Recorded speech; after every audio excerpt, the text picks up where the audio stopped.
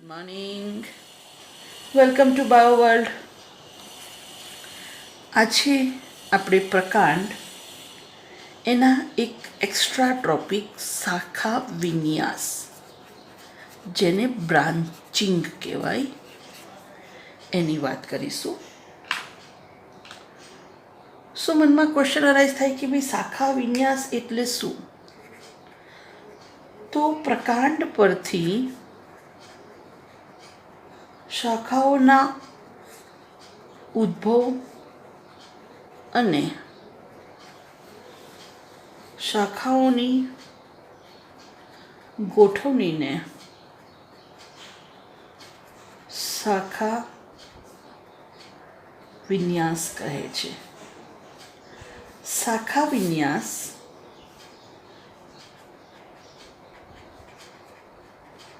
એના બે પ્રકાર: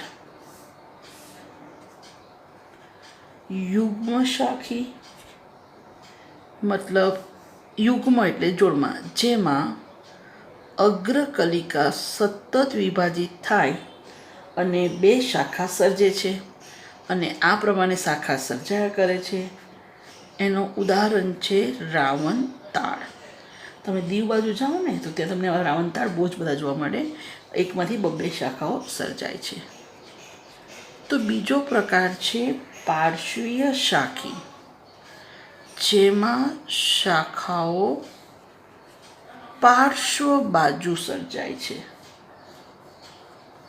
રાઈટ, આ તમે દેખી શકો છો કે આ જે ટોચ પર હોય અગ્રકલિકા, એટલે એ સતત વિભાજન પામીને બે શાખાઓ સર્જાય છે, જ્યારે અહીંયા સાઈડ પર શાખાઓ સર્જાય છે પાર્શ્વ શાખી.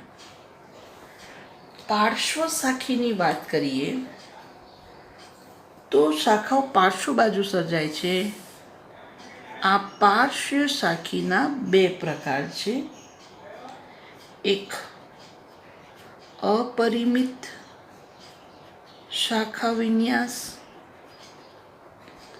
અને બીજું પરિમિત શાખા વિન્યાસ.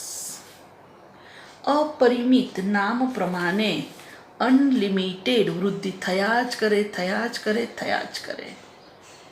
સો અપરિમિત શાખા વિન્યાસ, જેમાં મુખ્ય ધરી પરના પર્ણોની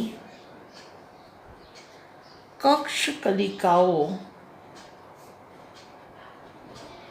અગ્રાભિવર્ધી ક્રમમાં નવી શાખાઓ ઉત્પન્ન કરે છે અને આ શાખાઓ પણ આવું જ કરે છે. પરિણામે વનસ્પતિ શંકુઆકાર કે પિરામિડ જેવો આકાર ધારણ કરે છે. ઉદાહરણ તરીકે આસોપાલવ અને સર્વ. તો એમાં શું થાય છે કે આ મુખ્ય ધરી પર આવેલા આ પર્ણો, અને આ પર્ણો એની કક્ષકલિકા અગ્રાભિવર્ધી ક્રમ એટલે પહેલી જે નીચે ઉભી શાખા મોટી, પછી એનથી નાની. ઇવન આ શાખાઓ પણ એવું જ કરે છે. તો આ નાની, બરાબર. એટલે આમ જોવા જઈએ તો એકચ્યુઅલી આ મેઇન શાખા, આ મોટી, નાની, એનથી નાની, આવી રીતે સર્જાય.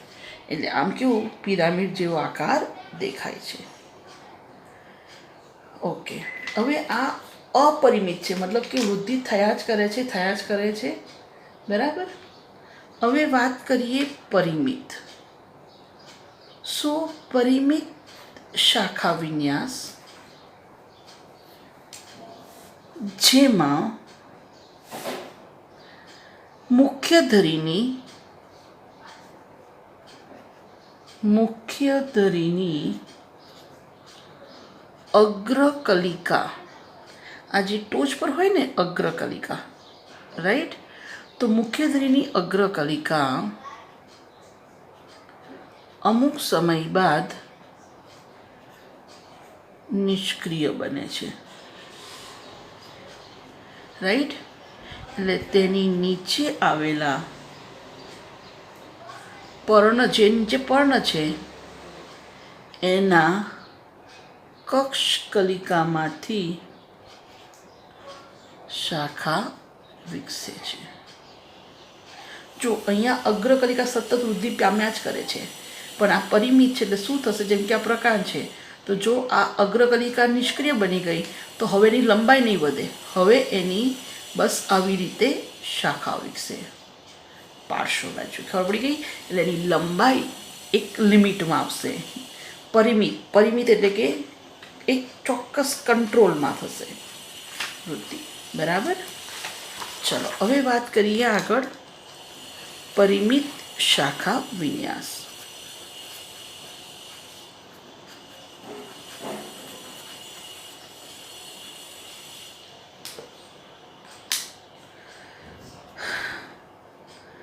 તો પરિમિત શાખા વિન્યાસમાં આપણને એટલું તો ખબર પડી ગઈ કે મુખ્ય ધરીની અગ્રકલિકા અમુક સમય પછી નિષ્ક્રિય બને છે.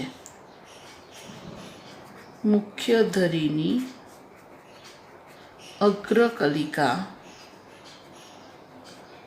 અમુક સમય પછી નિષ્ક્રિય બને, એટલે ઓબ્વિયસલી એની નીચે આવેલા પર્ણના કક્ષમાંથી શાખા વિકસે છે.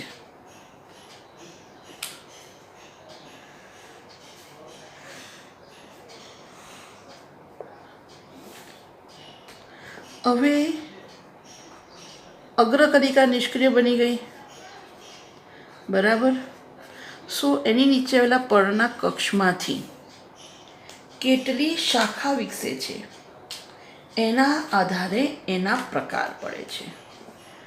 જો અગ્રકલિકા નિષ્ક્રિય બને તેની નીચેના પર્ણના કક્ષમાંથી ફક્ત એક જ શાખા ઉદ્ભવે તો એને કહેવાય એક શાખી પરિમિત શાખા વિન્યાસ. અગ્રકલિકા નિષ્ક્રિય બને તે નીચે આવેલા પર્ણના કક્ષમાંથી જો બે શાખા ઉદ્ભવે તો એને ઉભયશાખી અથવા દ્વિશાખી પરિમિત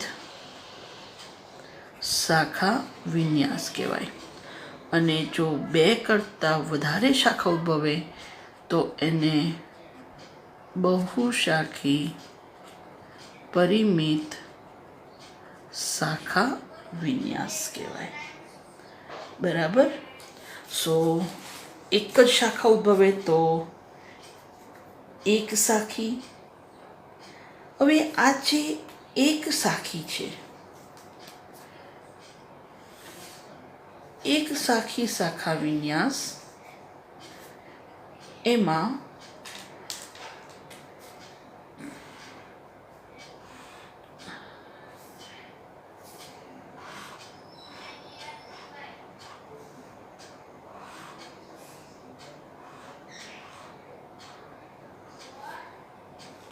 તમે જોઈ શકો છો કે એના પણ બે ઓપ્શન છે કે કક્ષકલિકામાંથી જે શાખા વિકસે છે,